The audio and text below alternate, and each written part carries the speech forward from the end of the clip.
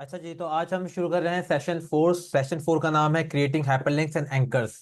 तो what is hyperlinks? तो hyperlinks की अगर बात करें तो हमने एमएस वर्ड में भी देखा था कि किसी भी वर्ड या इमेज को एक उसको लिंक में कन्वर्ट कर देना, उसको एक लिंक बना देना ताकि हम उसके जरिए से किसी और फाइल में या किसी वेबसाइट में जा सकें। तो हाइपरलिंक क्या होते हैं और हम उसको वेबसाइट में कैसे यूज कर सकते हैं, आइए वो देखते हैं।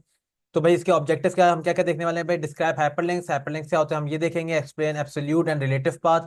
एब्सोल्यूट एंड रिलेटिव पाथ क्या होता है वो चेक करेंगे। Explain how to hyperlink to a web page and email addresses. Web page और ईमेल एड्रेस के लिए हाइपरलिंक कैसे लगाया जाता है, और how to hyperlink to anchor and other content, दूसरे कंटेंट्स के लिए हाइपरलिंक कैसे यूज किया जाता है बाय यूजिंग एंकर। तो सबसे पहले कि हाइपरलिंक होता क्या है? Hyperlink is refer to as a link linking to another page और a section in the same web page.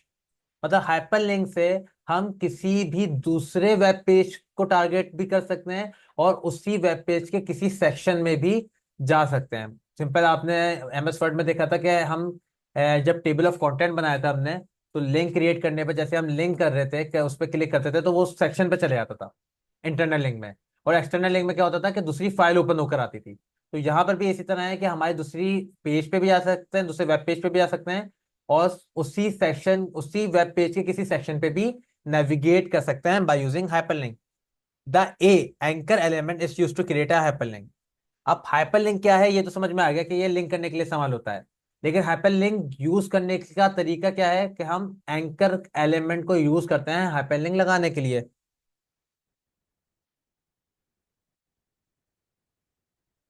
Hyperlink लगाने के लिए हम एंकर टैग का यूज करते हैं। अब एंकर टैग क्या है? वन कैन स्पेसिफाई टेक्स्ट और an image as an hyperlink. मतलब एंकर टैग के दरमियान में हम कोई टेक्स्ट लिखें या कोई इमेज दें, वो बेसिकली वो लिंक बन जाएगा। मतलब उसके ऊपर क्लिक करने पे उस पेज पे या उस सेक्शन पे जाएगा जो हमने लिंक लगाया होगा। एंकर के टैग में हमें दो चीजें देनी होती हैं। एक, कि हम किस पे जाना चाह रहे हैं, क्लिक करने के बाद हम किस पेज पे या किस सेक्शन पे जाना चाह रहे हैं। दूसरी, कि किस चीज पर क्लिक करने पे जाना चाह रहे हैं। तब जो चीज पे क्लिक करना है, चाहे वो वर्ड हो, पिक्चर हो, आइकन हो या कोई भी चीज हो, वो एलिमेंट या वो ऑब्जेक्ट भी रखा जाता है, वो हम डिफाइन करते हैं एंकर टैग के अंदर। और उसके ऊपर क्लिक करने पे जाना कहाँ है वो भी डिफाइन करते हैं। अच्छा, कैसे करते हैं वो भी हम देखेंगे। हमारे पास टोटल 3 एट्रीब्यूट्स हैं, एच रेफ लैंग और नेम। एच रेफ वो एट्रीब्यूट है जिसके थ्रू हम किसी भी यूआरएल पे या किसी भी सेक्शन पे जाते हैं। एट्रीब्यूट क्या होता है ये पहले भी बता चुका हूँ, किसी भी एलिमेंट को और स्पेसिफाई और उसकी खूबियां बढ़ाने के लिए इस्तेमाल होता है और उसको स्पेसिफिक कर देता है काफी सारे मामलात में। एच रेफ लैंग यानी कोई भी यूआरएल जिसकी डेस्टिनेशन और लैंग्वेजेस आप डिफाइन कर दो, और नेम एट्रीब्यूट जिसमें आप वेब पेज का नाम बता सकते हो कि जिस वेब पेज पे आप जाना चाह रहे हो। अच्छा, लिंक लगने के बाद वो दिखता किस तरह है? जिस वर्ड पे आप लिंक लगाओगे वो ब्लू कलर का और अंडरलाइन आ जाएगी, और आपका जो माउस है वो पॉइंटर का हो जाएगा, जैसे ये अभी आपको दिख रहा है कि उसका पॉइंटर कर्सर हो जाएगा नॉर्मल से। नेक्स्ट, एंकर टैग कैसे दिखता है? एंकर टैग इस टाइप का होता है, ए से हम उसको डिनोट करते हैं, और उसके बाद हम एच रेफ के अंदर वो वेबसाइट लिखते हैं या वो पेज लिखते हैं जहां पे हमें जाना होता है। फॉर एग्जाम्पल, मैं एक बना के दिखाता हूँ आपको कि सिंपल मैं अपने फोल्डर पे आ जाता हूँ, जो हमारा फोल्डर है अपने बैच का 7F CPISM HTML अभी हमारी चल रही है, CMD code plus space dot, हमारा विजुअल स्टूडियो कोड ओपन हो गया है। मैं यहाँ पे एक और फाइल बना लेता हूँ डबल क्लिक करके इस खाली स्पेस पर। मैंने कहा भाई एंकर टैग अभी हम पढ़ रहे हैं तो एंकर डॉट HTML। तो यहाँ पे मैं एक बॉयलर प्लेट ले लेता हूँ एक्सक्लेमेशन मार्क से, मैंने बॉयलर प्लेट ले लिया। टाइटल में मैं लिख लेता हूँ anchor, anchor and hyperlink, anchor and hyperlinks. Body में मैं यहाँ पर आया, मैं अभी किस एक एंकर ले रहा हूँ और जिसके ऊपर क्लिक करने पर मैं किसी पेज पे या किसी वेबसाइट पर चले जाऊँ। तो फॉर एग्जाम्पल मैं यहाँ पर आया, जैसे मैं ए लिख के एंटर करता हूँ तो मेरे पास एच रेफ ऑलरेडी खुद से आ जाता है, मुझे लाने की जरूरत नहीं है। एच रेफ खुद से आ गया। अब पहले एक वेबसाइट को सिलेक्ट कर लेते हैं, फॉर एग्जाम्पल मैं एपटेक की वेबसाइट को ही सिलेक्ट कर लेता हूँ। मैं यहाँ पे एपटेक लिखता हूँ और यहाँ से इसका यूआरएल क्लिक करके यहाँ से यूआरएल कॉपी कर लेता हूँ, कंट्रोल C करूंगा तो पूरा यूआरएल इसका कॉपी हो गया। मैं वापस आता हूँ, href पे मैं अपना पूरा यूआरएल लिख देता हूँ। यूआरएल आप देख सकते हैं कि https://apptecheducation.com.pk/, ये पूरा यूआरएल है मेरी एपटेक की वेबसाइट का। अभी अगर मैं जाके गो लाइव पे देखूं तो भाई क्या रिजल्ट आ रहा है, तो भाई अभी इस वक्त मेरा रिजल्ट कोई भी नहीं आ रहा, क्योंकि ब्लैंक पेज है और एंकर मैंने लिंक तो लगा दिया, लेकिन ये नहीं बताया कि किस पर लिंक लगाना है। अभी मैंने ये चीज डिफाइन नहीं करी कि किस चीज पर होना चाहिए लिंक। वो चीज डिफाइन करते हैं हम दोनों एंकर यानी ओपनिंग और क्लोजिंग टैग के बीच में। जैसे H1 के हेडिंग, H1 के जब टैग खोलते हैं तो हेडिंग कहाँ लिखते हैं, दोनों टैग के बीच में लिखते हैं। तो इसी तरह एंकर, दोनों एंकर टैग के बीच में जो हम जो भी चीज लिखेंगे उस पर लिंक लग जाएगा। अब मैं इस पे चाहूं तो क्लिक में लिखूं, या अपना नाम लिखूं, या उस वेबसाइट का नाम लिखूं जहां पे मैं जाना चाहता हूं। ठीक है, मैंने जो मैं लिखूंगा मेरी वेबसाइट पे यानी मेरे पेज पे वो नाम ब्लू कलर और अंडरलाइन के साथ आ जाएगा, और जैसे ही मैं उसके ऊपर होवर करता हूं तो मेरा कर्सर जो है वो पॉइंटर शेप पे चेंज हो जाएगा। सिंपल। मैं यहाँ पे, अब अगर आप नोट करें तो इस वाली, ये जो स्टार्ट मेन्यू है इस साइड पर, इस पे अगर आप गौर करेगा, जैसे ही मैं इसके ऊपर होवर करता हूँ तो मुझे यहाँ पे बकायदा कि वो उस पर क्लिक करने पे कौन से लिंक पे लेके जाने वाला है वो मुझे दिखा रहा है। पहले अगर H1 पे होवर करते तो नहीं दिखाता था, अब ये दिखा रहा है कि इसके पीछे कौन सा लिंक लगा हुआ है। तो आप इससे भी चेक कर सकते हो कि भाई लिंक सही लगा या नहीं लगा। मैं इस पर क्लिक करता हूँ। अभी देखिए मैं कौन से पेज पर हूँ, ये मेरा ऑनलाइन होस्ट है, मतलब जिसके जरिए से मेरी पेज जो है वो लाइव चल रहा है, और ये मेरे पेज का नाम है anchor.html। सही है। जैसे ही मैं इस पर क्लिक करता हूँ वो पेज जो था मेरा वो चेंज हो गया, और जो वेबसाइट का लिंक लगाया हुआ था वो वेबसाइट मेरी यहाँ पर ओपन हो गई। मतलब मेरे पेज को इसने क्या कर दिया, रिप्लेस कर दिया। वो पेज बंद करके दूसरे पेज पे नेविगेट कर गया, और दूसरा पेज उसी टैब पे खोल लिया, उसी टैब पे ओपन कर लिया। मैं वापस आता हूं। अब जरा आगे देखते हैं कि भाई हमने अभी लिंक करना देख लिया, और किस तरह किसी और वेबसाइट को हम लिंक कर सकते हैं ये देख लिया। मैं यहाँ पे अगर कोई और नाम लिखता हूँ, यहाँ पे अभी एपटेक लिखा है, मैंने कहा एपटेक लर्निंग वेबसाइट। मैं जो नाम लिखूंगा मेरी वेबसाइट पर वही नाम आएगा। अभी यहाँ पे एपटेक आ रहा है, मैं इसको रिफ्रेश करता हूँ तो देखो क्या लिखा हुआ आ रहा है, एपटेक लर्निंग वेबसाइट। अब मैं इस पर क्लिक करूंगा तब भी वो उसी लिंक पे लेके जा रहा है जो लिंक मैंने उधर लगाया हुआ है। वापस आ जाते हैं, अपने पीडीएफ पे आते हैं। ये हमने लिंक देख लिया कैसे लगता है, टारगेट एट्रीब्यूट। अभी मैं जो बात कर रहा था वो यही था कि जब मैं इस पर क्लिक कर रहा था तो जो मेरा पेज ऑन है जिसके ऊपर मैं काम कर रहा हूं उसी पेज पे दूसरी वेबसाइट रीलोड हो रही थी। ऐसा ही है, उसी पेज पे दूसरी वेब पेज या दूसरा जो पेज है वो लोड होकर आ रहा था। मैं चाहता हूं कि उस पेज पे ना आए, किसी और पेज पे आए, नया टैब खोले, नई विंडो खोले, उसमें जो है ना वो वेबसाइट आए, मेरी जो काम चल रहा है या मेरी जो वेबसाइट खुली हुई है वो खुली रहे। तो इसके लिए मेरे पास यहाँ पे एक टारगेट का एट्रीब्यूट है जिसके थ्रू मैं बताता हूं कि जो लिंक है उसको कहाँ खुलना है। टारगेट का एट्रीब्यूट ओपन करूंगा और उसके अंदर वैल्यू में मैं अगर अंडरस्कोर ब्लैंक लिखता हूं तो इसका मतलब है वो यूआरएल को जो मेरा वेबसाइट का यूआरएल है उसको न्यू ब्लैंक विंडो पे ओपन करेगा। अगर मैं अंडरस्कोर सेल्फ लिखता हूं तो वो उसी पेज पे लोड करेगा जिस पेज पे मैं ऑलरेडी हूं। यानी इसका मतलब क्या है, बाय डिफॉल्ट ये अंडरस्कोर सेल्फ पे होता है। टारगेट एट्रीब्यूट बाय डिफॉल्ट किस पर है, अंडरस्कोर सेल्फ पे, क्योंकि अभी जो काम कर रहा है वो अंडरस्कोर सेल्फ वाला काम कर रहा है। मतलब मैं क्लिक कर रहा हूं तो उसी पेज पे रीलोड हो जा रही है वेबसाइट, नए पेज पे, नए टैब पे ओपन नहीं हो रही, तो उसी पे काम कर रहा है। तो मतलब अभी बाय डिफॉल्ट सेल्फ वाला है। अंडरस्कोर टॉप से क्या होता है, load the target URL in the complete area of window, पूरे एरिया ऑफ विंडो में ये आपके वेब पेज को लोड कर देता है। तो अभी मैं आता हूं, मैं चाहता हूं कि नई जगह पे वेबसाइट खुले, तो मैं एट्रीब्यूट दूंगा। एक तो टारगेट का एट्रीब्यूट ये पूरा का यहां से लेके यहां तक है, पूरा टारगेट का एट्रीब्यूट है। इस एट्रीब्यूट के बाद आऊंगा टैग खत्म होने से पहले, टैग खत्म होने से पहले लेकिन एट्रीब्यूट की पूरी वैल्यूज के बाद स्पेस दूंगा और अपना एट्रीब्यूट लिखूंगा यानी टारगेट। टारगेट जैसे लिखा तो इक्वल्स टू इन्वर्टेड कॉमा आ गया, और मेरे पास 3 या 4 वैल्यूज यहाँ पे उससे सजेस्ट कर दी हैं। कौन सी चाहिए मुझे, भाई अभी ब्लैंक चाहिए। यानी जब मैं लिंक पे क्लिक करूं तो मेरा जो यूआरएल पेज है वो उस पेज पे नहीं, नई विंडो पे खुले। चले चेक करते हैं कि भाई काम कर रहा है या नहीं कर रहा। मैं यहां पर आता हूं, देखो मेरा ये पेज खुला हुआ है। पहले मैं इस पे क्लिक करता था यही पेज चेंज हो जाता था मेरी नई उस यूआरएल पर, उस वेबसाइट पे, एपटेक की वेबसाइट पे। अब मैं क्लिक कर रहा हूं तो नया टैब खुला है, मेरा टैब अपनी जगह पर ही है, मेरा टैब अपनी जगह पर ही है। एक और टैब ओपन हो गया है, एक और टैब ओपन हो गया है जो कि मेरे एपटेक की वेबसाइट को दिखा रहा है।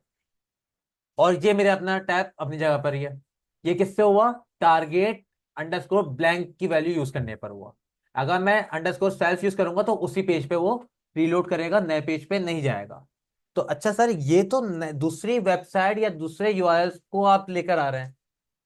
एंकर का वैसे एक्चुअली में और फंक्शंस क्या है भाई? एंकर के बहुत सारे फंक्शंस हैं। फॉर एग्जाम्पल, नेव बार में आपने देखा होगा हर वेबसाइट का एक नेव बार होता है जिसके अंदर home, about us, contact us, ऐसे पेजेस के नाम लिखे हुए होते हैं। जिस पेज पे आप क्लिक करते हो वो पेज खुल जाता है। ऐसा ही है। तो बेसिकली वेबसाइट बनाई ही इस तरह जाती है कि हमारे पास मल्टीपल पेजेस होते हैं और हम इस तरह के एंकर के टैग्स बनाते हैं, होम का, अबाउट अस का, कॉन्टेक्ट अस का, और फिर जिस पे क्लिक करेंगे वो पेज खुल के आता रहता है। होम का पेज अलग बनता है, अबाउट अस का पेज अलग बनता है, कॉन्टैक्ट अस का पेज अलग बनता है, फीडबैक का पेज अलग बनेगा, गैलरी का पेज अलग बनेगा। सिर्फ एंकर नेव बार में उनके नाम लिखे हुए आ रहे होंगे और पीछे आप एच रेफ में उसका लिंक दे रहे होते हो। सिर्फ क्लिक किया, उस पेज वो पेज ओपन होकर आ जाता है, फिर क्लिक करते हो वो पेज ओपन होकर आ जाता है। इस तरह नेविगेशन चल रही होती है नेव बार में। अच्छा, ये तो यूआरएल था। अब अपने पीडीएफ पे आते हैं। क्या लिखा हुआ है?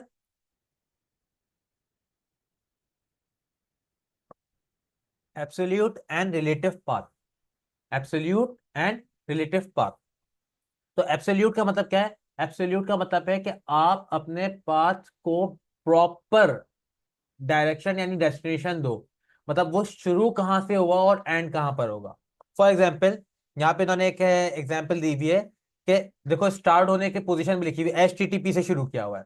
HTTP कॉलन इन्वर्टेड कॉमा, पहले वेबसाइट, वेबसाइट के अंदर एक फोल्डर है पेजेस के नाम से, उसके अंदर एक फोल्डर है अबाउट अस के नाम से, उसके अंदर मेरी फाइल का नाम लिखा हुआ है। फाइल का नाम आ गया। ये कहलाता है एब्सोल्यूट पाथ। यानी आप स्टार्ट से लेके एंड तक, यानी आपके फाइल के नाम तक आप कंप्लीट पाथ देते हो उसको, कि कहां से शुरू करना है और किस तरह फोल्डर वाइज चीज को ढूंढते हुए जाना है, अपने पेज तक पहुंचना है। और एक होता है रिलेटिव पाथ। रिलेटिव पाथ क्या होता है कि फॉर एग्जाम्पल, जैसे मैं अभी अपना स्ट्रक्चर दिखाऊं अपनी वेबसाइट का, तो मेरे फोल्डर का नाम क्या है? HTML। मेरे फोल्डर का नाम क्या है? HTML। और उसके अंदर 4 HTML की फाइलें हैं। 4 HTML की फाइलें हैं। तो अब मुझे ये बताएं कि ये सारे एक ही फोल्डर में है ना? अब मुझे अगर इसकी लिंक लगाना होगा तो मुझे एब्सोल्यूट पाथ देने की जरूरत नहीं है, मैं बस इस फाइल का नाम लिख दूंगा। सिंपल। अगर मुझे, जैसे अभी मैं कौन सी फाइल पर हूं? एंकर की फाइल पर हूं। मुझे index.html का लिंक लगाना है, या list.html का लिंक लगाना है, या table.html का लिंक लगाना है, मैं href में सिर्फ उसका नाम लिख दूंगा। कैसे? मैं यहां पे आता हूं, मैंने कहा भाई list.html, सही है। और यहां पे मैं जो मेरा पेज है उस पेज का नाम लिख दूंगा, यानी लिस्ट का पेज है। ऐसा ही है। जाता हूं मैं अपने पेज पर, इसको बंद कर देते हैं। लिस्ट का पेज है, मैं इसको देखो क्लिक करूंगा, लिस्ट वाला काम मेरा खुल गया, जो मैंने लिस्ट पे काम किया था।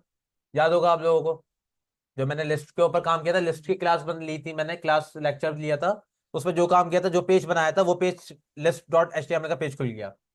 क्लिक मैंने किस पे किया है? लिस्ट पे।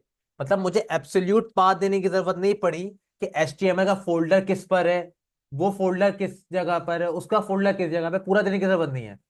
मतलब आप जिस पेज पर हो, आप जिस पेज पर हो, यानी मैं अभी हूं एंकर के पेज पर, और एंकर का पेज जिस फोल्डर में है, उस फोल्डर में जो बाकी फाइलें हैं उनको कॉल कराने के लिए या उनका पाथ देने के लिए आपको एब्सोल्यूट पाथ देने की जरूरत नहीं होती। मतलब अब मैं अगर अपनी फाइल को छोड़ के बाकी फाइलों को एक्सेस करना चाहता हूं, क्योंकि मेरी फाइल किसमें है? HTML के फोल्डर में। तो HTML के फोल्डर के अंदर जितनी भी फाइलें हैं उनको मैं डायरेक्टली एक्सेस कर सकता हूं। और उनको देखना है कि मैं कौन कौन सी फाइलों में एक्सेस कर सकता हूं, तो मैं इन्वर्टेड कॉमा के बीच में आऊंगा और कंट्रोल स्पेस बार दबाऊंगा। मुझे देखो सारी फाइलें दिख रही है, मुझे सारी फाइलें दिख रही हैं। और मैं अपनी ही फाइल का नाम, जिस फाइल में मैं ऑलरेडी हूं, उस फाइल का ही नाम दोबारा भी सिलेक्ट कर सकता हूं कि भाई मुझे इस फाइल में, इस पे क्लिक हो तो रिफ्रेश हो जाए, बेसिकली रिफ्रेश कराने के लिए। यहाँ पे इंडेक्स, लिस्ट, टेबल, क्योंकि ये चारों फाइल हैं एक ही फोल्डर में, ये चारों फाइलें एक ही फोल्डर में। अब एक काम करते हैं, कि इस HTML के फोल्डर में एक फोल्डर बनाते हैं कंपोनेंट्स के नाम से। कंपोनेंट्स के नाम से एक फोल्डर बनाया, और मैंने टेबल को उठा के कंपोनेंट के फोल्डर के अंदर रख दिया। मैंने टेबल को उठा के किसके अंदर रख दिया? अब HTML के फोल्डर के अंदर कितनी चीजें हैं? 3 HTML की फाइल है, एक फोल्डर है। 3 HTML की फाइल है और एक फोल्डर है। अब 4 HTML की फाइल नहीं है। क्यों? क्योंकि जो आप चौथी वाले HTML की फाइल है वो आप HTML के फोल्डर में नहीं, वो कंपोनेंट के फोल्डर में है। वो अलग बात है, कंपोनेंट HTML के फोल्डर में है। लेकिन मैं डायरेक्टली बात कर रहा हूँ HTML में। डायरेक्टली अभी आपको सामने जो चीजें दिख रही है वो क्या चीज दिख रही है? 4 चीजें दिख रही है, एक फोल्डर, 3 फाइल। और यहां पे भी जब आप href पे आके कंट्रोल स्पेस बार करते हो तो यहां पे भी मुझे क्या दिखा रहा है? वो 3 फाइलें और एक फोल्डर। फोल्डर के अंदर की फाइल अभी नहीं दिखा रहा। फोल्डर के अंदर की फाइल कब दिखाएगा? जब मैं इस फोल्डर पे क्लिक करूंगा। अब देखो ये, अब ये एब्सोल्यूट पाथ बनता हुआ जा रहा है कि भाई जो HTML का फोल्डर है उसके अंदर कंपोनेंट्स का फोल्डर, कंपोनेंट्स के फोल्डर के अंदर कौन सी फाइल है? table.html की। ये कहलाता है एब्सोल्यूट पाथ। बेसिकली आप उसको रास्ता प्रॉपर तौर पे बताते हुए जा रहे हो। और ये आपका बताता हूँ, जब चीजें फोल्डर्स के अंदर होती हैं उस चीज में, यानी उस पेरेंट डायरेक्टरी में नहीं होती जिसमें आपकी फाइल ऑलरेडी पहले से मौजूद है। तो अब मैं यहाँ पे मैंने टेबल का लिंक दे दिया, मैं यहाँ पर आता हूँ लिस्ट की जगह मैं यहाँ पे क्या लिख देता हूँ? टेबल। अब मैं गया यहाँ पे टेबल लिखा हुआ आ गया। लिस्ट को मैंने बंद कर दिया। एंकर एंड हाइपरलिंक के नाम से मेरा वेब पेज है, मैं इस पर क्लिक करता हूँ, मेरा टेबल ओपन हो गया, जो मैंने टेबल का काम करवाया था। सही है। और आप गौर करें तो मेरा यूआरएल ये रहा, मेरा लोकल होस्ट जो जिसपे लाइव सर्वर चल रहा है, वो फिर मुझे बता रहा है कि हाई, वो स्लैश फॉरवर्ड स्लैश कंपोनेंट का फोल्डर फॉरवर्ड स्लैश फिर फाइल। मतलब मेरा पूरा पाथ बता रहा है कि वो कहां से कहां पर मेरी चीज मौजूद है। कंपोनेंट्स के अंदर टेबल का फोल्डर है, और मेरे जो एंकर की फाइल है वो डायरेक्टली anchor.html में है, यानी HTML के फोल्डर में ही है, मेन डायरेक्टरी में। तो आपकी जो मेन फोल्डर होता है वेबसाइट का वो मेन डायरेक्टरी कहलाती है। और उसके बाद फिर सब डायरेक्टरीज बनती रहती हैं, यानी डायरेक्टरी किसके कहते हैं? फोल्डर को कहते हैं।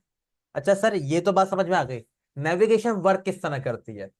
होता है ना, नेविगेशन वर्क किस तरह करती है, नेविबार बनता किस तरह है इसकी मदद से। तो सिंपल सी बात है, मैं यहाँ पे आता हूँ, अब मैं नेविबार बनाने के लिए जा रहा हूँ। पहली चीज, आपका नेविबार हर पेज पे सेम होता है। हर पेज पे सेम होता है ताकि आप नेविगेट हर पेज पे कर सको। अब मैं चाहता हूं ये चारों पेजेस को मैं कंपोनेंट के फोल्डर में से HTML को बाहर निकाल लेता हूं, और इस कंपोनेंट के फोल्डर को क्या कर देता हूं? डिलीट। अभी मेरे पास HTML के फोल्डर में चारों फाइल है। सही है। रिलेटिव पाथ से हम बनाएंगे कि हम डायरेक्ट फाइल देंगे क्योंकि हम मेन डायरेक्टरी में ही है। अब मैं चाहता हूं कि मैं ऊपर एक चार वो लिंक्स बनाऊं ताकि मैं चारों पेजेस में आराम से इधर से उधर जा सकूं, इधर से उधर जा सकूं। तो मैं यहां पर आया, मैंने कहा भाई पहला एंकर पहली फाइल के लिए, यानी anchor.html। एंकर, मैंने उसका नाम क्या रख दिया? लिंक किस पे लगा है? एंकर पे लगा है। और जो रेफरेंस है वो anchor.html की फाइल का है। ये मेरी मर्जी है, मैं इसमें अपना नाम भी लिख सकता हूँ, लेकिन हम पेज का नाम लिखते हैं ताकि पहचान में आए। मैंने यहाँ पर एक और एंकर बनाया जिसमें अब दूसरी फाइल का नाम लिख रहा हूं मैं, index.html। ये बेसिकली होम होता है मेरा। होम वैसे टॉप पर आता है, तो मैं इसको ऑल्ट के साथ अपवर्ड एरो प्रेस करूंगा तो वो लाइन ऊपर चले जाती है। ये शॉर्टकट की है, मैं पहले भी बता चुका हूँ। नाम है तो ए उसका कैपिटल लिख देते हैं। फिर एक और एंकर का टैग ओपन करते हैं। फिर एक लिस्ट के फाइल को कर देते हैं एंकर, यानी लिंक बना देते हैं। और एक बना देते हैं हम टेबल की फाइल को लिंक। मैंने यहाँ पे चारों फाइलों का लिंक बना दिया। मुझे चारों फाइलों का लिंक दिख रहा है, होम, एंकर, लिस्ट, टेबल। मुझे यहाँ पे लिंक देख के बताओ, जैसे होम पे होवर कर रहा हूँ तो index.html लिखा हुआ आ रहा है। एंकर पे कर रहा हूँ तो anchor.html, लिस्ट पे कर रहा हूँ तो list.html, टेबल पे कर रहा हूँ तो table.html। अच्छा, अभी मुझे कौन ये बताएगा कि मैं जब इसके ऊपर क्लिक करूंगा, कोड देख ले, मैं जब क्लिक करूंगा तो वो नए पेज पे जाएगा या इसी पेज पे खुलेगा? इसी पेज पे खुलेगा। क्यों?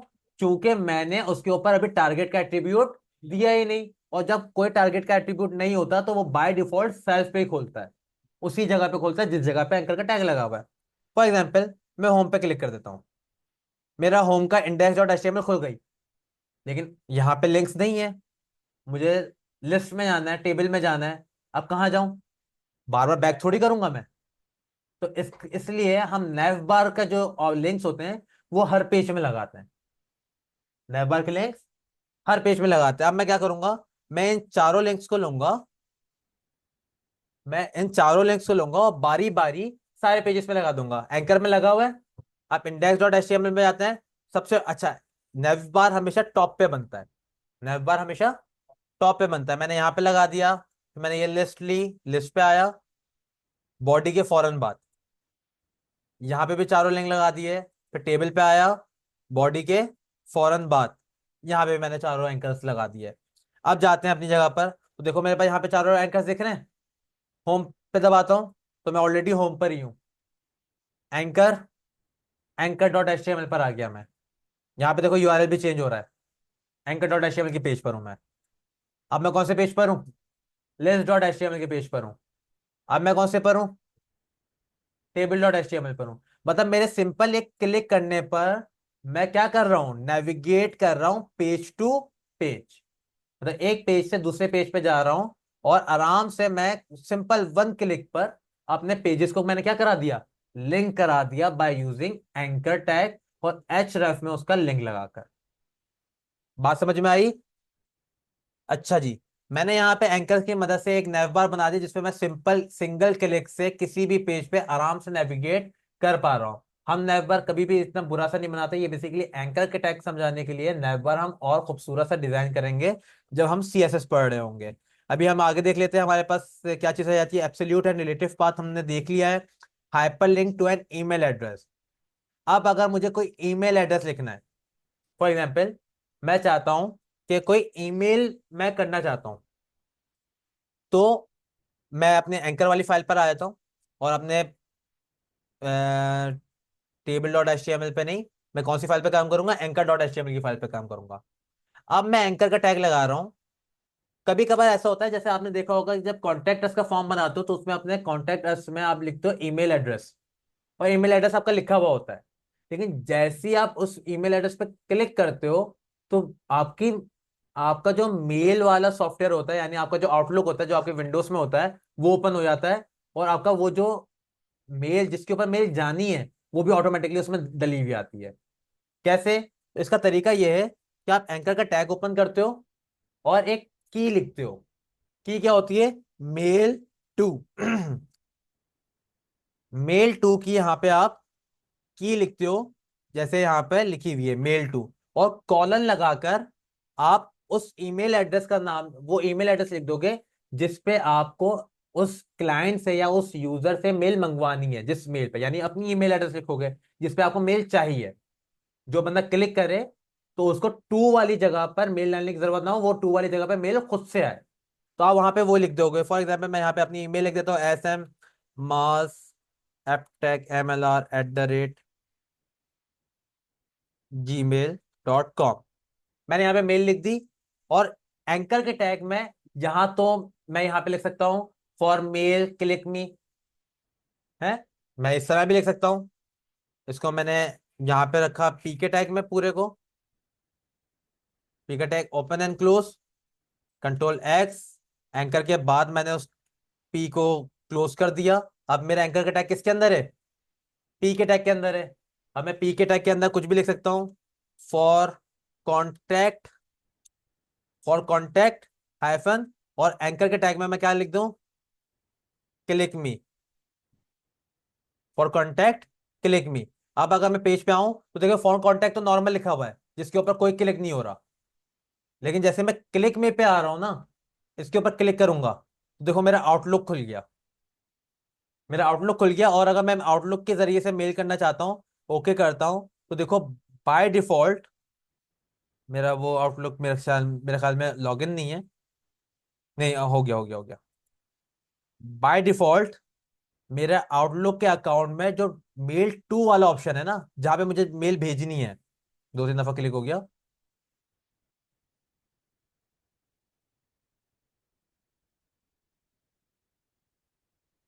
इसको बंद करते हैं, एक दफा दोबारा क्लिक कर लेते हैं।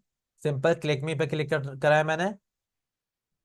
अभी ओपन हो रहा है, ये ओपन हो गया। ये देखिए न्यू मैसेज, और सेंड टू में टू के अंदर मेरी वो वाला ईमेल एड्रेस आ रहा है जो कि मैंने अपने टैग में लिखा था। ये मेरा ईमेल एड्रेस वो नहीं है जो मेरे आउटलुक के अकाउंट में डला हुआ है। आउटलुक में तो outlook.com होता। ये वो ईमेल एड्रेस खुद से लिखा हुआ आ रहा है जो कि मैंने मेल टू में डाला था।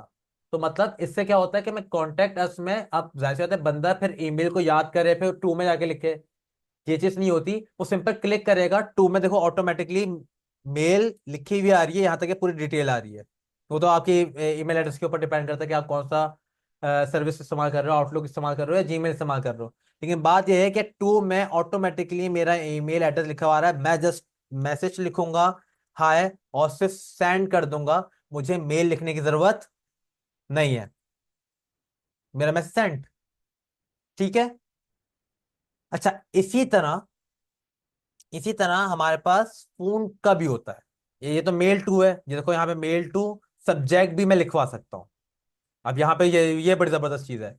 सब्जेक्ट में मैं लिखवा सकता हूँ कि उसमें सब्जेक्ट लाइन, अभी देखा था कोई भी सब्जेक्ट लाइन नहीं आ रही थी। वो मुझसे बोला था कि आप कोई सब्जेक्ट सेलेक्ट नहीं कर रहे, है ना। तो यहाँ पे मैं, अगर मैं सब्जेक्ट भी मुझे खुद से लिखवाना है तो मैं कोड में अपने लिख सकता हूँ। सब्जेक्ट लिखने के लिए मुझे क्या करना है अपने कोड में, मेल टू, मेल लिखने के बाद मैं क्वेश्चन मार्क लगाऊंगा, और क्वेश्चन मार्क लगाने के बाद लिखूंगा मैं सब्जेक्ट कॉलन, और अपना सब्जेक्ट लिख दूंगा बिल्कुल इस तरह जैसे यहाँ पे लिखा हुआ है, देखो कोई colon subject is equal to email to customer care, simple. तो सब्जेक्ट इक्वल्स टू, एस छोटा है, subject equals to, for example मैं लिख देता हूँ for inquiry about the form, for inquiry about the form. Subject मैंने यहाँ पे लाइन लिख दी। पहले मेल पे क्लिक किया तो सब्जेक्ट लिखा हुआ नहीं आया था। अब देखते हैं, मैं इस क्लिक मी पे क्लिक करता हूं, देखिए मेरा आउटलुक ओपन होगा, उस पे टू भी लिखा हुआ आएगा और सब्जेक्ट लाइन भी लिखी हुई आ रही है। देखो टू में ईमेल भी लिखी हुई है और सब्जेक्ट लाइन भी लिखी हुई है for inquiry about the form. Subject line भी लिखी हुई आ रही है जो कि मैंने नहीं लिखी, ये बाय डिफॉल्ट कहां से लिख के आ रही है, मेरे कोड की मदद से लिख के आ रही है, ठीक है। अब आप लोगों ने देखा होगा, चलो पहले इसके मुताबिक चलते हैं, पीडीएफ के मुताबिक। तो नेक्स्ट हमारे पास स्लाइड क्या, hyperlink to other content type. मैं यही चीज की बात कर रहा था कि फॉर एग्जांपल आप लोगों ने देखा होगा कि जब कोई चीज डाउनलोड करवानी होती है, जब कोई चीज डाउनलोड करानी होती है या हमारे पास नेट पे डाउनलोड का लिंक बना होता है तो हम सिर्फ क्लिक करते हैं वो डाउनलोड होना शुरू हो जाती है। ऐसा ही है। वो कैसे बनाएंगे, तो सबसे पहले तो आप अपनी वेबसाइट की डायरेक्टरी में, यानी जो आपकी डायरेक्टरी यानी HTML मेरा मेन फोल्डर है ना, ये मेरी मेन डायरेक्टरी है। इस डायरेक्टरी में मैं अपनी वो फाइल रखूंगा जिसको मुझे डाउनलोड करवाना है, होस्टिंग में बेसिकली। तो मैं बेसिकली, ये मेरी लोकल होस्टिंग है। मैं यहाँ पे आके अपनी कोई फाइल रख देता हूँ, फॉर एग्जाम्पल मैं यहाँ पर आता हूँ, डॉक्यूमेंट्स में जाता हूँ, कोई इंग्लिश की ऐप टेक डॉट डॉक्स की फाइल कॉपी करता हूँ मैं यहाँ पर, और अपने HTML वाले फोल्डर में बाहरी वर्ड की फाइल मैंने रख दी। सही है।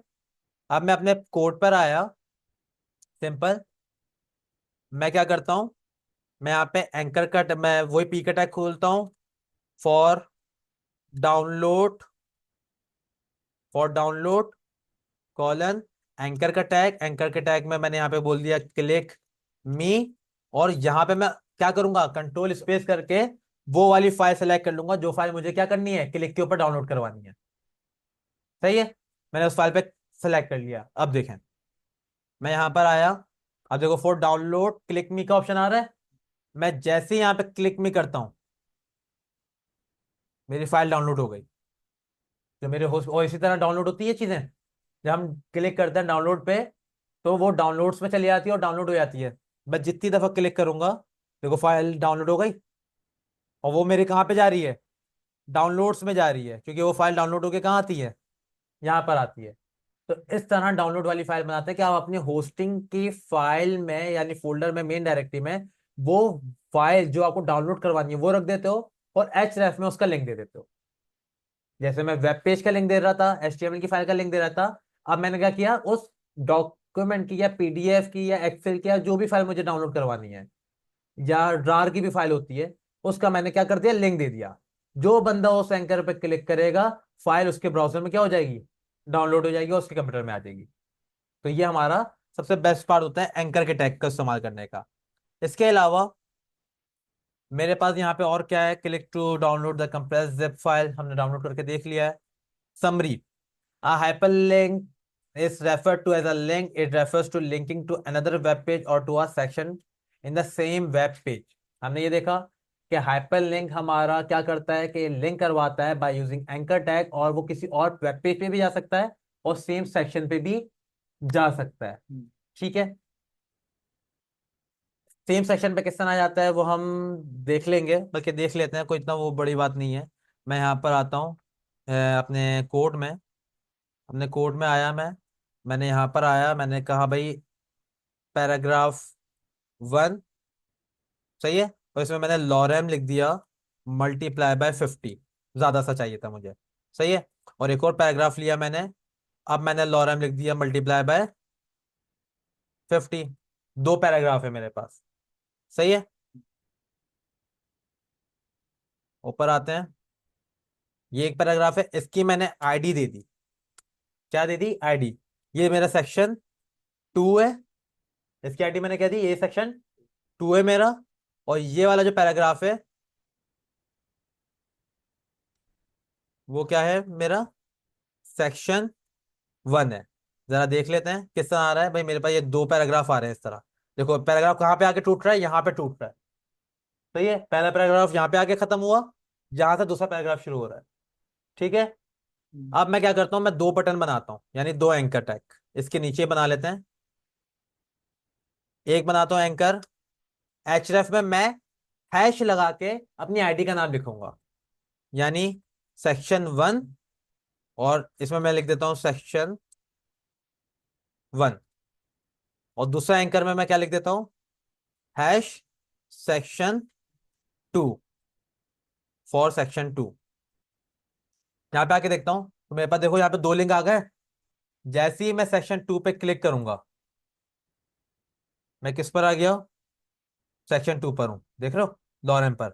दोबारा दिखा देता हूँ मैं, section 2 पे क्लिक करूंगा, कहाँ से शुरू हो रहा है ये, section 2 से शुरू हो रहा है, देखो ये section 2 था। क्लिक करके मैं एक ही पेज के अंदर नेविगेशन कर सकता हूँ, जिस सेक्शन पे जाना चाहूँ, जो सेक्शन मुझे बनाना है या जिस सेक्शन को कॉल कराना है उसको मैं बस ID दूंगा, और href पे आके क्या कर दूंगा, हैश लगा के उस ID का नाम लिख दूंगा। सिंपल, क्लिक करने पे क्या होगा, उस सेक्शन पे मैं चले आऊँ, सिंपल। ये चीज हमने देख ली। उसके बाद हमने टारगेट एट्रीब्यूट देखा कि हमारे पास सेल्फ होता है, ब्लैंक होता है, ठीक है। उसके बाद हमने मेल को अटैच करवाया, मेल में सब्जेक्ट भी हमने लिखा। फिर हमने पेजेस को अटैच कराया और हमने देखा नेव बार किस तरह बनता है, नेव बार का फंक्शनैलिटी किस तरह होती है कि वो पेज टू पेज जा रहा होता है। एब्सोल्यूट पाथ और रिलेटिव पाथ हमने देखा कि किस तरह लगता है। किसी फाइल को डाउनलोड कराना होता है तो हम फाइल को डाउनलोड किस तरह करा सकते हैं। और हमने लास्ट में क्या देखा कि किसी भी बस रिलेटिव लिंक पाथ और अब एब्सोल्यूट पाथ, हमने सारी चीजें इसमें कवर कर ली हैं, ठीक है।